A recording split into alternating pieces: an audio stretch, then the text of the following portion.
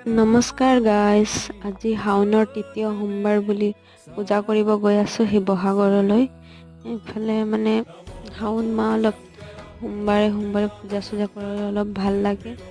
আহিলোঁ এইফালে আহি কিনে গৈ আছোঁ লাহে লাহে মন্দিৰলৈ। এইফালে প্ৰসাদ চাকি তাকি ল'লোঁ আৰু লৈ কিনে এইফালে গৈ আছোঁ পূজা কৰিবলৈ। এইখন মন্দিৰ, এইফালে আমি লাইনত লাগিছোঁ।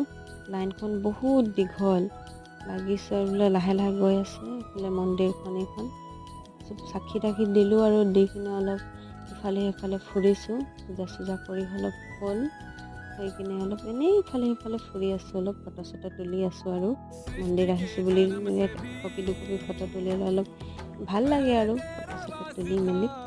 এইফালে মানুহ চানুহ অলপ আছে মন্দিৰত, বহুতেই আছে, অলপ নহয় বহুত আছে।